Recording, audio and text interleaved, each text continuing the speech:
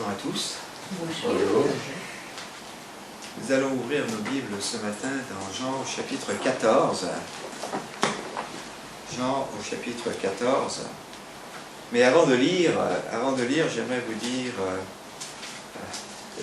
un petit peu ce que nous allons faire. Le monde autour de nous a souvent des idées qui sont très éloignées de ce que dit la Bible. Et chacun d'entre nous, on absorbe ce que nous dit le monde. Et lorsque le monde parle de Jésus-Christ, c'est souvent assez confus. Il y a toutes sortes d'idées préconçues. Didier partageait un petit peu les réactions des uns et des autres, ce qu'on leur disait, mais qu'est-ce que vous croyez sur Jésus, et c'est plutôt divers. Et même lorsqu'on écoute des émissions de gens scientifiques, on a franchement des messages sur Jésus très différents les uns les autres. Lorsqu'on parle de Jésus, cela peut attirer des réactions assez fortes. Et pour beaucoup de personnes, de toute façon, tout ce qui est religieux est négatif, puisque souvent, malheureusement, la religion est utilisée comme un moyen d'intolérance et parfois même de haine. Alors, certains s'imaginent rêver, un petit peu comme John Lennon, d'un monde où il n'y aurait ni Dieu, ni religion, ni quoi que ce soit, ni enfer, ni paradis. C'est son chant imagine. Mais ce n'est pas comme ça que la Bible parle. Alors, il y a plusieurs façons d'appréhender, de réfléchir sur Dieu. Et certains s'imaginent que, en fait, toutes les religions parlent un peu de la même chose, d'un angle différent. Vous connaissez cette histoire de ces aveugles qui se promènent et puis qui touchent un éléphant. Et puis ils disent, mais c'est quoi un éléphant? Un éléphant, c'est un peu visqueux, c'est un peu allongé. Voilà, l'aveugle a touché la trompe. L'autre aveugle dit, mais n'importe quoi. L'éléphant, c'est comme un tronc d'arbre. C'est gros, c'est un peu dur. C'est celui qui a touché la jambe. Puis un autre dit, vous racontez vraiment n'importe quoi. L'autre aveugle dit, mais l'éléphant, je sais pas, c'est plutôt petit en fait, avec des poils au bout. Évidemment, si on touche la queue, c'est ce qui arrive. Et puis le dernier qui dit, écoutez, non, l'éléphant, c'est vraiment énorme, très gros, très large, je n'ai pas réussi à en voir le bout. C'est sûr que si on passe dessous. Puis on pourrait continuer avec celui qui touche la défense, etc. Ou celui qui touche les oreilles. Pour certains, Dieu, c'est comme ça. Chaque religion a touché un petit bout de Dieu. Et donc, peut-être si on les met ensemble, on aurait une vision un peu plus claire des choses. Et malheureusement, ce n'est pas du tout la façon d'y arriver. Nous sommes appelés à savoir pourquoi on croit et savoir ce que l'on croit. Et je crois que dans ce monde, il y a tellement de confusion que chacun est un peu perdu. Alors, nous avons un homme particulier, un homme Jésus, et un homme qui a fait et dit des choses qui le démarquent totalement de toutes les autres religions. Alors pour les musulmans, ce n'est qu'un parmi de nombreux prophètes. Certainement un des plus grands, mais un parmi de nombreux prophètes. Pour les bouddhistes, Jésus est un maître de la spiritualité. Pour les juifs, ils ont deux façons de voir. Ou ils le rejettent, en disant que c'est un fou, un faux prophète, un guide qui a égaré les autres, ou ils disent que c'était un homme de bien. Voilà, ça ne veut pas se mouiller, ne veut pas se mettre les gens à dos. C'était un homme de bien, d'accord? Il y a des choses qui étaient intéressantes. Pour les hindous, c'est un avatar de Vishnu. Enfin, voilà. Jésus, qui est-il? Ce qui est assez fascinant, lorsque nous voyons notre texte que nous allons maintenant lire, c'est que Jésus, dans le même contexte, lave les pieds de ses disciples. Jésus annonce qu'il va être trahi par un de ses apôtres.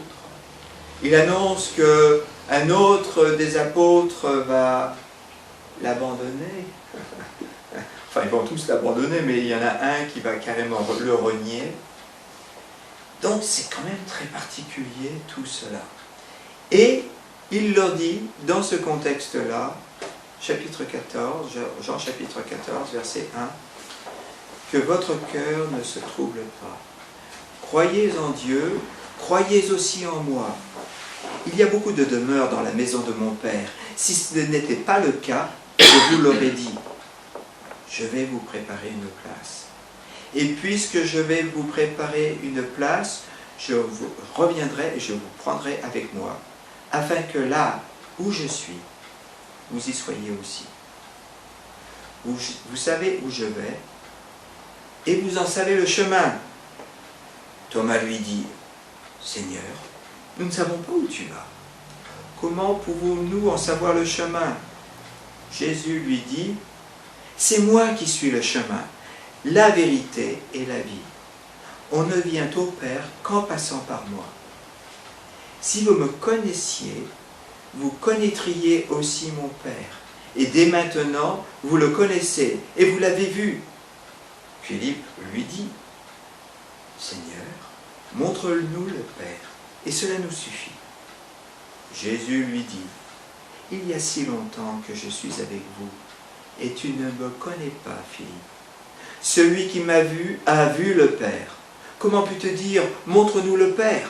Ne crois-tu pas que je suis dans le Père et que le Père est en moi? Les paroles que je vous dis, je ne les dis pas de moi-même. C'est le Père qui vit en moi, qui fait lui-même ses œuvres. Croyez-moi, je suis dans le Père et le Père est en moi.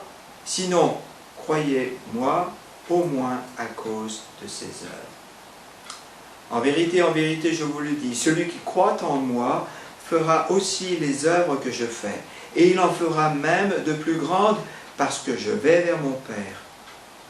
Tout ce que vous demanderez en mon nom, je le ferai, afin que la gloire du Père soit révélée dans le Fils. Si vous me demandez quelque chose en mon nom, je le ferai.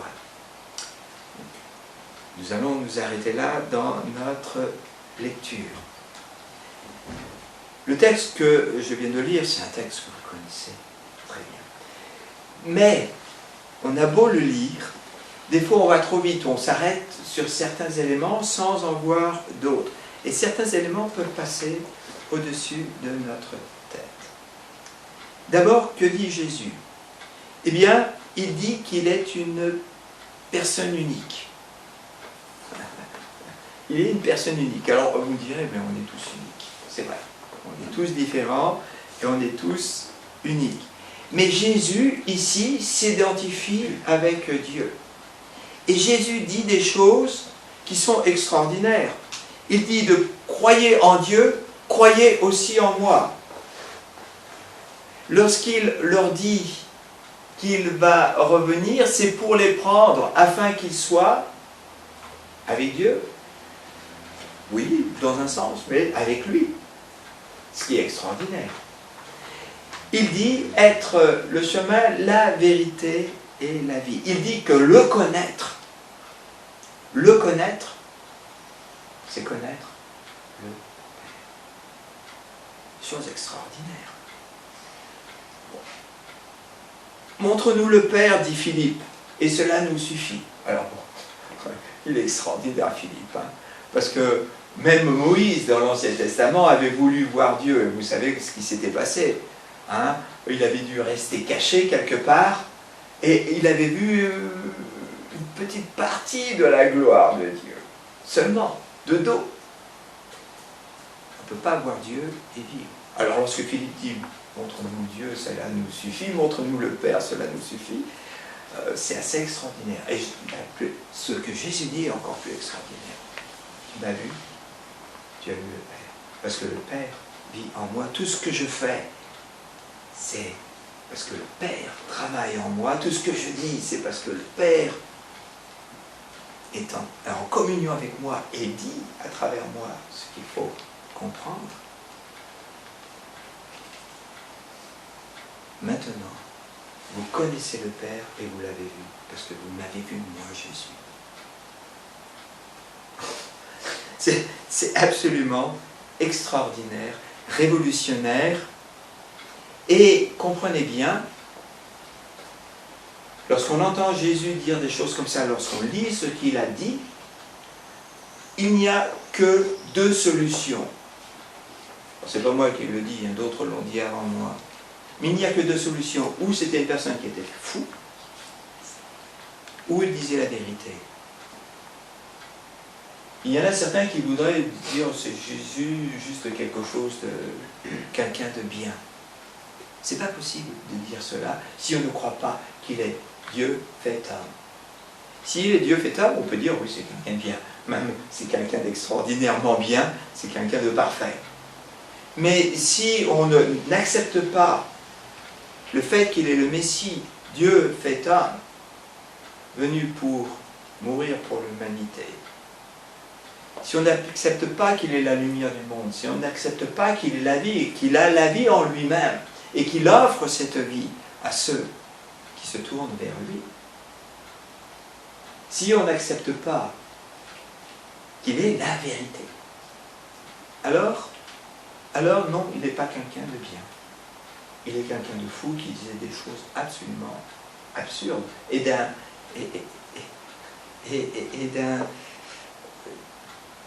égoïsme, d'un égocentrisme extraordinaire. Dans la fin des temps, il est dit qu'il y aura une personne qui va venir, qui est l'Antéchrist. Et qui va faire quoi? Qui va essayer de se mettre au niveau de Dieu, remplacer Dieu. Et là, on dit, c'est un monstre. Mais si Jésus n'est pas Dieu, il est aussi un monstre. Il est quelqu'un qui a fait et dit des choses absolument extraordinaires. Et s'il n'est pas qui il est, à ce moment-là, nous sommes assis ce matin pour rien. S'il n'est pas qui il est, nous perdons notre temps. Par contre, s'il est qui dit être, ce que nous croyons, à ce moment-là, nous avons une vie différente. Je sais pas, j'étais frappé lorsqu'on lisait lorsqu'on chantait Lumière du monde. Lumière du monde, ça parle de Jésus. Me voici à tes pieds. Me voici pour dire tu es mon Dieu. Tout est beauté en toi, tout est grandeur, tout est merveilleux. C'est extraordinaire de dire cela s'il n'était qu'un homme. Il est plus que cela. Alors, Jésus, en disant ces paroles, je suis le chemin, la vérité et la vie, nul ne vient au Père que par moi. Vous avez vu le Père puisque vous m'avez vu. En disant ces choses-là, il devient la personne centrale, incontournable de tout l'univers. Tout passe par lui. Un jour, c'est lui qui jugera les vivants, c'est les morts. Alors, Jésus est une personne unique, mais deuxièmement, aussi Jésus, et là on le voit dans ce texte, offre une façon unique de s'approcher de Dieu. Nul ne vient au Père que par moi. Alors là, c'est un autre défi qu'il lance à toutes les religions.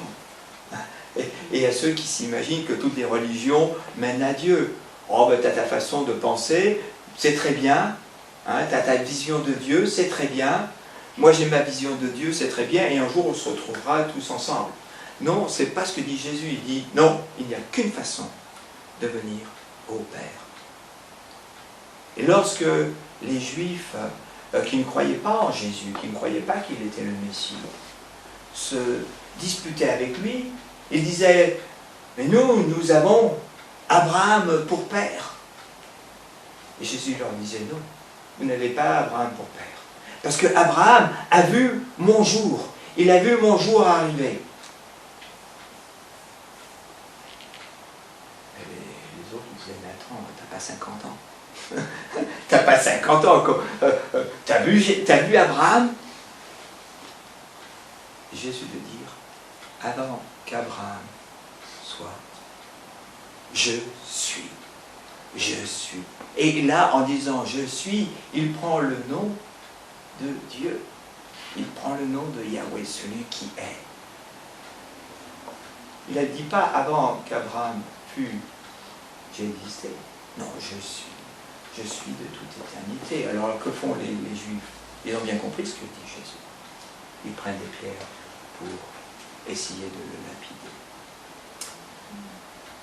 Jésus offre une nouvelle direction. Alors, pour les hindous, comment est-ce qu'on avance dans notre vie? Alors, les hindous, ils ont cette vision de cycle, où on se réincarne constamment, et le but c'est de sortir de ce cycle, pour eux infernal, de la réincarnation, et ils parlent donc de karma. Si vous arrive quelque chose de mauvais, c'est que vous l'avez mérité, parce que dans une autre vie, vous avez fait quelque chose qui n'était pas bien. Donc, essayez de briser ce cycle et sortir de ce cercle infernal. Pour l'islam, ils essayent d'équilibrer le mal en faisant du bien. Ils savent bien qu'ils ont fait du mal. Mais ils espèrent en faire assez de bien pour que ça s'équilibre et à la fin être accepté par Dieu. Pour le judaïsme, vous avez la prière, vous avez la repentance, vous avez l'obéissance. Mais Jésus lui dit quoi? Je suis le chemin. Il ne dit pas je montre le chemin. Il dit qu'il est le chemin. Alors le chemin, un chemin, ça sert à quoi? Un chemin, ça sert à relier un lieu à un autre. Dans ce cas-là, ça sert à relier les hommes au Père. Et on ne peut passer que par lui. Il est le chemin, il n'est pas un des chemins. Il ne montre pas le chemin, il est le chemin, le seul, unique chemin. Il dit, je suis la vérité. Alors ça, c'est encore aussi extraordinaire. On peut dire, je pense connaître la vérité. Mais dire, je suis la vérité. Je suis la vérité. Comprenez bien, tout ce qui s'oppose et qui contredit ce que Jésus dit, ou ce qui concerne Jésus, est dans la fausseté. C'est pour ça que lorsque les Juifs se battaient en disant nous sommes des descendants d'Abraham, Jésus leur disait non, vous n'êtes pas les fils d'Abraham, vous êtes les fils de Satan. Pourquoi? Parce que vous ne croyez pas ce que je dis. Si vous étiez vraiment les fils d'Abraham, vous écouteriez ce que Dieu dit et vous verriez bien que je parle la vérité. Je suis la vérité, dit Jésus. Je suis la vie. On pourrait dire je donne la vie. C'est vrai. Mais ce n'est pas plus que cela. En lui est la vie, il est la vie même. Seul Dieu possède la vie intrinsèque. Toute vie est dérivée de Dieu. Lorsque Jésus dit « je suis la vie », c'est une autre façon de dire aussi « je suis Dieu ». C'est assez... Je ne sais pas pour vous, mais on lit ça, on a tellement l'habitude de lire, mais nos têtes n'explosent pas. Nos cervelles ne bouillonnent pas. Mais elles devraient. Elles devraient. Nos cervelles devraient bouillonner, notre cœur devrait s'élever. C'est extraordinaire, je suis la vie. En Christ, nous avons non seulement la vie physique, Mais plus encore, nous avons la vie spirituelle. Parce que c'est le plus important. La vie physique dans ce monde, tous ceux qui sont vivants, par définition, l'ont. Mais la vie spirituelle, la vie éternelle, non. Alors, ce qui est assez extraordinaire dans le texte, c'est qu'on voit que les personnes qui étaient avec Jésus pendant 3 ans ont du mal encore à saisir ces choses. Nous, on les entend. Et je me demande jusqu'à quel point on les comprend totalement. Probablement pas. Probablement pas. Alors, montre-nous le Père. Au lieu de Jésus dit, mais comment peut-il dire cela? Et comprenez bien, en se positionnant de telle façon, Jésus, en disant ce qu'il vient de dire, il lance un défi au monde entier. Il dit, je suis le Dieu visible en chair. Je dis ce que Dieu dit, je fais ce que Dieu fait. Je communique parfaitement, verbalement et visuellement ce que Dieu est. Alors, c'est pour nous, c'est le centre ça devrait être le centre de notre apologétique, c'est-à-dire de la défense de la foi. Lorsque les gens posent des tas de questions, il y a des tas de questions. Pourquoi le mal? Pourquoi ceci? Pourquoi cela? À la fin, les réponses ne vont se trouver qu'en Jésus. Alors c'est sûr, c'est important de pouvoir parler de la Bible et de comment elle a été formée et de l'extraordinaire richesse de ce livre qui a été écrit sur 1500 ans et qui s'accorde de façon absolument stupéfiante. Alors que ça traverse les siècles, les écrivains ont traversé les siècles, et par l'Esprit de Dieu, cela s'accorde. Oh, il faut connaître ces choses.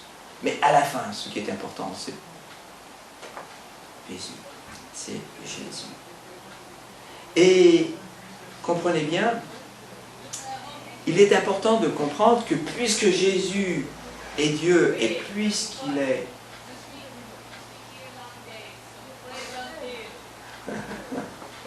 vous avez une britannique qui vient. Puisque Jésus est Dieu, il est le centre,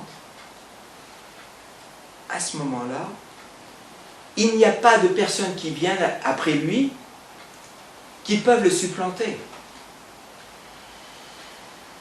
Dieu fait homme. Comment est-ce que vous allez supplanter Dieu fait homme? Or, après lui, à travers les siècles, il y a des tas de personnes qui ont apporté un nouveau message en disant que, ben voilà, c'était bien Jésus dans le passé, mais voilà le nouveau message, le Beaujolais nouveau, qui est bien meilleur que celui de l'année dernière. Et voilà, donc, mais Mormon vous disent, bah, Jésus c'est très bien, mais Joseph Smith, il est arrivé après, donc c'est un message plus récent, donc c'est mieux. Les musulmans disent pareil d'ailleurs. Voilà, Jésus c'était bien. Mais après, il y en a une nouvelle révélation. Meilleure. À travers Mohammed. Et vous en aurez d'autres qui viendront. Et qui diront, ouais, c'est bien ce qu'a dit Jésus, mais j'ai quelque chose à rajouter. Comment voulez-vous rajouter quelque chose à la vérité? Comment voulez-vous rajouter quelque chose à celui qui nous a dit tout ce dont nous avions besoin de savoir pour vivre et pour connaître. Alors, qui peut être plus grand que Dieu lui-même? Personne. Et le dernier point que j'aimerais faire, et on pourra en faire d'autres, les amis, venez pas me dire, mais tu n'as pas parlé de ceci et de cela sur Jésus, parce que il est clair que si on voulait dire tout ce qu'il y avait à dire sur Jésus, on ne serait pas là à la fin de la journée, on ne serait pas là demain ou après-demain, mais je crois qu'on pourrait en parler jusqu'à la fin de l'année. Et encore. Mais Jésus est unique dans la vie qu'il nous offre. Il est unique dans la vie qu'il nous offre. Alors toutes les religions apportent certains bénéfices. Et c'est pour ça qu'elles perdurent. Je ne suis pas là pour vous dire que toutes les religions, il n'y a rien de bon. Il y a des bonnes choses qui... toutes les religions ont une capacité peut-être à comprendre certaines choses. D'accord. Mais, il y a des limites et aussi il y a des graves erreurs. Parce qu'elles dirigent les gens dans une autre direction que Jésus. Et donc elles sont fausses. Mais toujours est-il que par exemple, l'islam a des bénéfices de l'islam, c'est que la société maîtrise plutôt le crime. Donc ils disent on est des sociétés ordonnées. Hein? Alors c'est sûr que si quelqu'un fait quelque chose de mal avec l'islam, ça peut aller assez vite. Hein? Justice expéditive. Mais est-ce que c'est des sociétés avec des vies meilleures? C'est pas sûr. Le bouddhisme, alors le bouddhisme, moi j'aime bien me balader sur la plage tous les jours, et je vois parfois des gens en train de faire du yoga ou visiblement des mouvements de spiritualité de l'Est. Nos contemporains aiment bien le bouddhisme parce que certaines de ces techniques apportent de la réduction de stress. Moi, je ne vous dis pas qu'il ne faut pas faire ces choses. Hein. Si vous les faites pour apprendre à respirer, pour apprendre à assouplir votre corps, je suis sûr que c'est très bien. Enfin, pour la vie éternelle, je ne suis pas sûr que ça vous aide du tout. Même je suis convaincu, pas du tout. Mais peut-être pour la vie physique, pourquoi pas. Mais si ce n'apporte que ça, c'est plutôt limité. Pour le judaïsme, il est vrai que Moïse, à la loi, a apporté un des grands fondements de nos sociétés, nos sociétés occidentales. Mais Jésus, lui, arrive et il apporte une vie nouvelle avec Dieu. D'ailleurs, à un moment, il dit que vous êtes mes amis, à ses disciples. Alors déjà, d'être serviteur de Dieu, c'est extraordinaire, mais maintenant, nous pouvons être en relation d'amour avec Dieu. La relation que nous avons avec Jésus, cela va changer tout. Avez-vous noté, je suis sûr que vous l'avez vu, mais Jésus fait des promesses assez extraordinaires. Il dit que nous, parce que nous continuons alors que lui va partir, nous allons faire des œuvres extraordinaires, plus grandes que lui. Dans le sens que Dieu va continuer de travailler à travers nous, et puisque nous sommes nombreux, à ce moment-là, nous allons toucher plus de personnes. Et il nous dit aussi que tout ce qu'on demandera en son nom, Jésus le fera afin que la gloire du Père soit révélée dans le Fils. Non seulement on va pouvoir accomplir des choses parce que nous sommes en relation avec Jésus, et aussi dans cette même série de textes, Jésus parle du fait, j'en avais parlé la dernière fois, qu'il est la vigne et que nous sommes les serments. Les serments, on ne peut vivre que rattaché avec lui, on ne peut agir que rattaché avec Jésus. Alors, il continue en disant qu'il va nous préparer une place, il va revenir afin que nous soyons avec lui. Notre relation, la relation qu'il nous offre, c'est pas juste une relation pour maintenant, mais c'est aussi une relation pour l'éternité. Nous avons donc quelque chose de magnifique en Jésus. Nous avons une personne qui est unique, Dieu fait homme. Nous avons une personne qui nous met en relation avec Dieu de façon unique, un salut qui passe par la grâce et non pas par les œuvres. Parce que toutes les religions, les autres religions, sont toutes des religions basées sur les œuvres. Et en Jésus, celui qui a la foi, qui croit en lui, a la vie éternelle et sera ressuscité par Jésus. Il ne passera plus en jugement, mais il est passé de la mort à la vie. Alors Seigneur, avec toutes ces choses, aide-nous à vivre pour toi, aide-nous à mieux comprendre ces choses. Seigneur, nous te remettons nos vies, te demandons pardon pour toutes les fois où notre compréhension de qui tu es, Seigneur Jésus, et de ce qui a été accompli il y a 2000 ans et qui continue d'être accompli par ton esprit dans nos cœurs et dans nos vies et dans le monde et dans ton Église. Pardon pour toutes les fois où nous limitons tout cela. Seigneur, tu nous accordes, parce que tu es Dieu fait homme, maintenant notre médiateur et notre intercesseur, et parce que tu es à la droite du Père, tu es l'alpha et l'oméga, le commencement et la fin.